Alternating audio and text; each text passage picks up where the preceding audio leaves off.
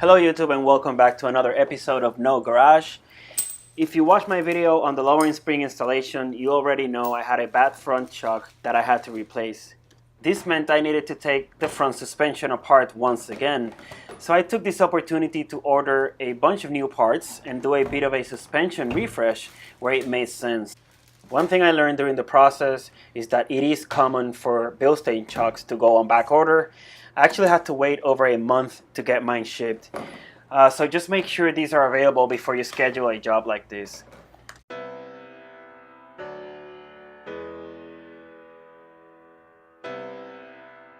So we'll start by getting the spring compressed so that we can safely take everything apart.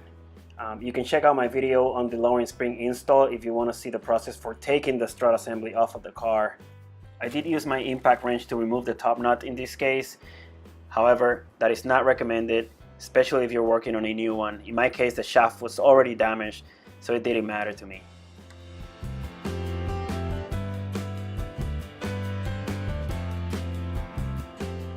Now let's take a quick look at the damage and the reason why we're doing all of this in the first place. You can see the top of the shaft was pretty much snapped off and all the threads are gone. This was broken when I got the car, but I ended up taking out the few threads I had left using the impact wrench last time when installing the springs.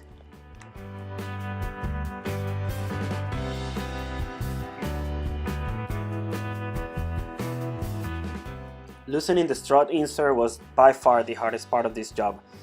I didn't have the specialty tool. Those are not included with the strut inserts and not available at the average auto parts store locally. So I ended up having to buy this large set of channel lock pliers you see here to get the job done. The next challenge was to get on the right position and get enough leverage to apply the force necessary to get the strut loose. So I ended up having to mount the assembly back on the wheel.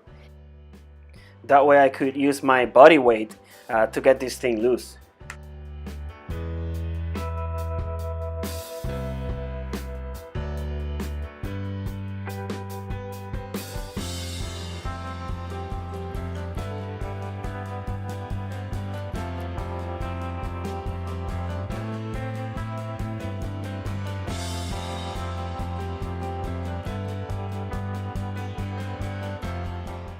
I applied a little bit of oil to the strut insert just to make it easier to remove in the future.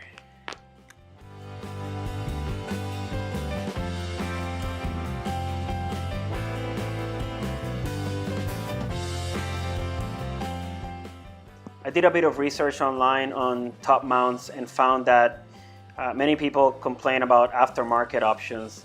So I decided to go with the genuine BMW top mounts, which are quite a bit more money than the aftermarket options. But suspension components is definitely not an area where you want to cheap out.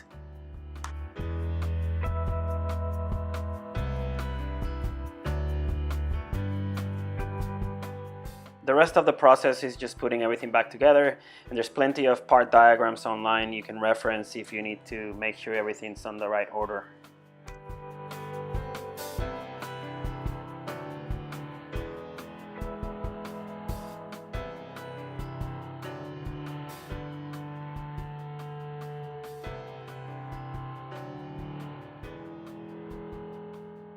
Last step on the strut assembly is to tighten the top nut, and here is where you need this specialty tool. I can't stress that enough. So this time around I was prepared and I had ordered the special tool that has an opening to allow you to put an Allen wrench key and essentially hold the shaft so that it doesn't spin as you're tightening the top nut.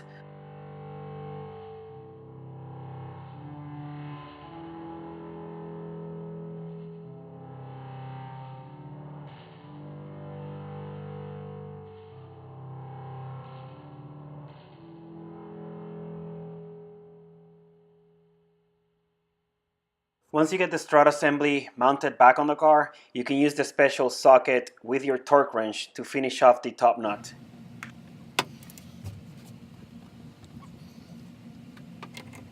Next item on the list, tie rods.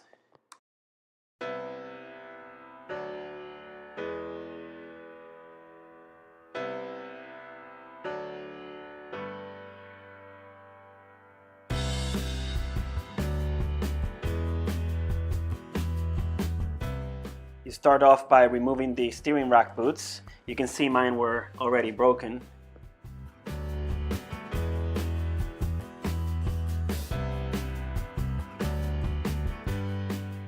That will give you access to the end of the tie rod so that you can use a wrench to loosen and take off the tie rod from the steering rack.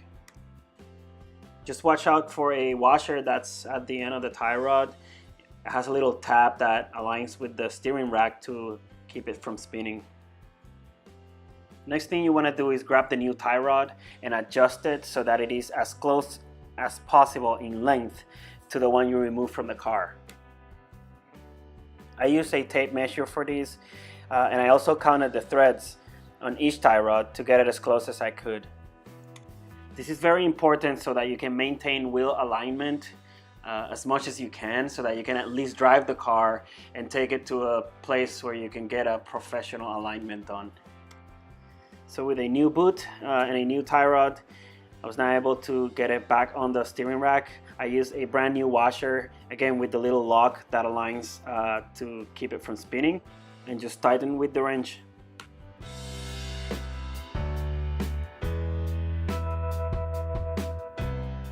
Once you get it tight enough, just slide over the boot and secure it in place.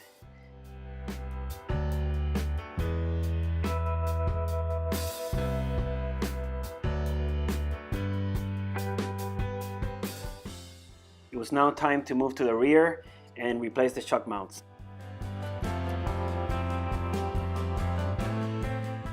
Remove the wheels to make it a lot easier to access and take off the shocks, and then put a floor jack right underneath the trailing arm so that when you pull off the bolt from the shock, it doesn't come down violently.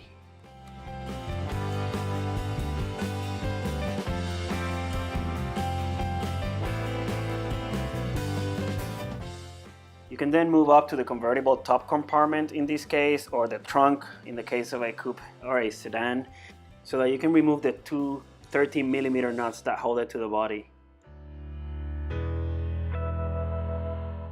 With the nuts removed, you can take the shock off the car. It'll actually fall down if you're not holding it.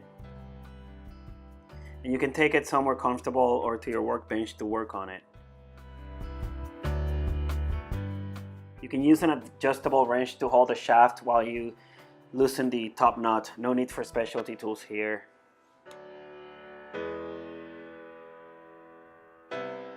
Once I got to see the shock mounts up close, I was very glad I did this. You can see the old ones are in pretty bad shape, where it's all worn out. Some of the pieces even became loose, so the shaft was essentially dancing in there. I also noticed this extra washer that was not even supposed to be there, so I went ahead and removed it. Here's a new shock mount. These are for the E46 M3, but they also fit the E30. I ordered the complete mounting kit from ECS Tuning that included all parts and hardware, like this gasket that goes in between the shock mount and the body, as well as these reinforcement plates that are pretty neat. I then proceeded to put all the new pieces back on the shock and tighten the top nut before I went back to the car.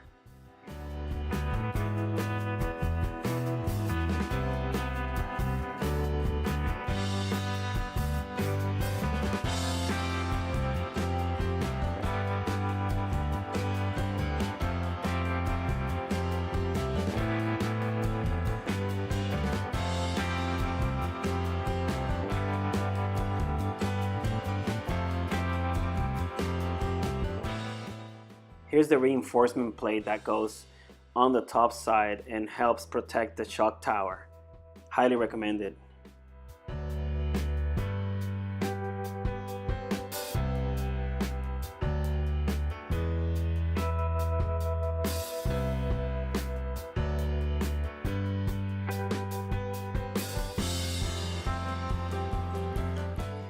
I finished off the top nuts with my torque wrench to get everything tightened to spec, between 9 and 11 foot-pounds.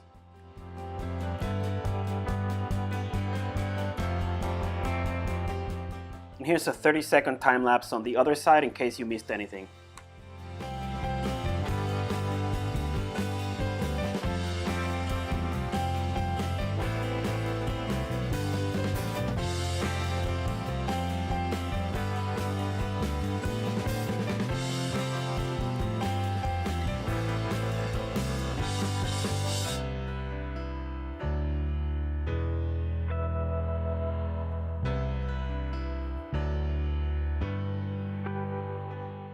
Once you're done securing the mounts to the shock tower, you can move back to the bottom of the car and reattach the shocks to the trailing arms.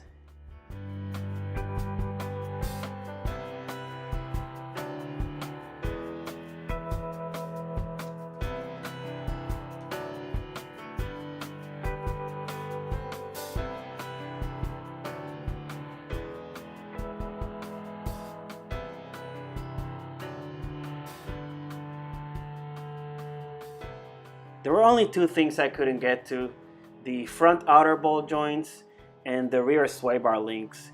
The press tools I rented to remove the ball joints were broken, so I couldn't finish that, and the new sway bar links were impossible to get onto the rear sway bar, so I'll have to try those things at a later time. I was not about to mess with DIY alignment, so I took it to Goodyear to get it professionally done. The car feels great now, and I'm very happy I don't have to take this suspension apart anytime soon. I hope you liked this video. Please leave your comments below, and I'll see you in the next one.